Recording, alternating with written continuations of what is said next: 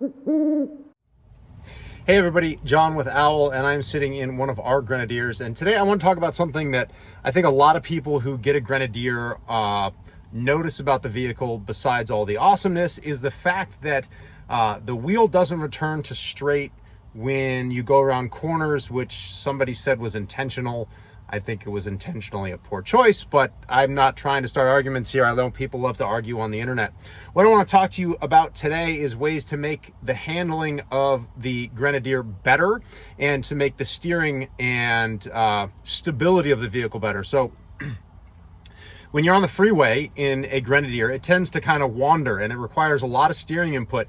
And then you get this kind of delayed weight transfer with the rear end. So as you correct, you feel the back end kind of settle after you. And this is something that if you have a softer suspension, softer springs, undersized sway bar, those kinds of things, that's the feeling you can get. Now, the problem is going off-roading, the things you want for off-roading, soft dampeners, softer springs, no sway bars, are the exact opposite of what you want for on-road capability. But I have got a semi-fix for some of the handling issues, and from the moment I drove the Grenadier, I said this thing needs more caster. And for those of you that don't know what caster is, let me take you outside and kind of explain what caster is and why it makes a difference. All right, everybody, it's a pretty sunny day, so I apologize if the video is a little bit overly bright, but I want to talk about caster. What is it? Why does it matter? How does it affect handling? Now, for those of you asking, I have a background. I was a racer for many, many years, a racing instructor, and so I have worked on the handling of vehicles for a long, long time. But caster is a really simple thing to understand. It's basically the angle at which the steering input is put into the wheel. So a zero caster would be straight up and down, and an analogy might be like a shopping cart. You ever notice how the rear wheels on casters, as they're called, are directly centered and they don't swivel, and then the wheels that swivel are offset, so you have where they connect to the shopping cart and then the wheel is offset.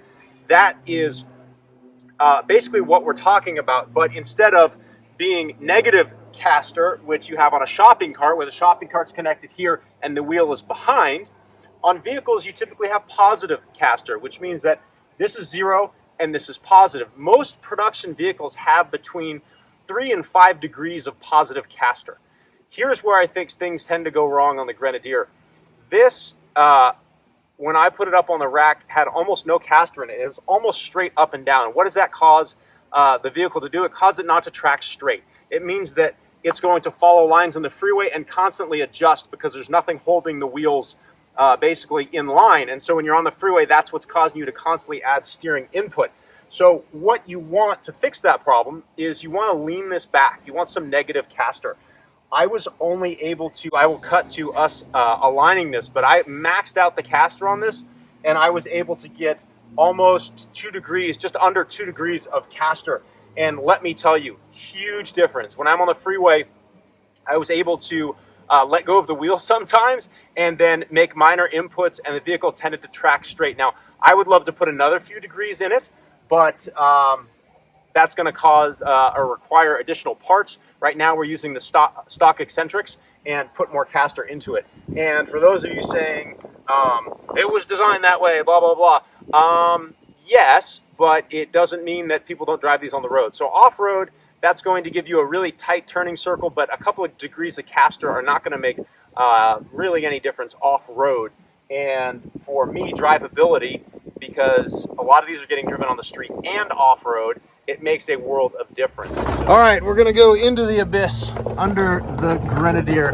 Now, we of course had this up on an alignment rack, but what I wanna show you is this is an eccentric, and the way this bolt works is as you turn it, it will move this entire arm forward and backwards.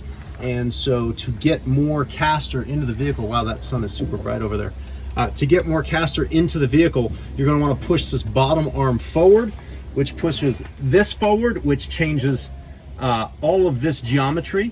And so we basically maxed this out to get about 2 degrees of camber, and you can see we're maxed out on the other side as well. and that did not affect the other aspects of the alignment. We're basically at zero camber, zero toe. I believe I'd have to look back at I don't remember what the toe was, but this is going to be kind of an independent adjustment of those. At least that's what we saw on the alignment rack. And I'm telling you, for me, it made the drivability of this vehicle 10 times better. So if you want to adjust those, obviously you want to know what you're doing because you're messing with the steering of a vehicle, or handling. You want to make sure those are super tight after you adjust them if you're going to, because if those loosen up, it can really screw up the way your vehicle handles. Hope you found this video informative, and I hope that it helps you in the steering of your Grenadier. And if you have any other questions, feel free to give Al a call.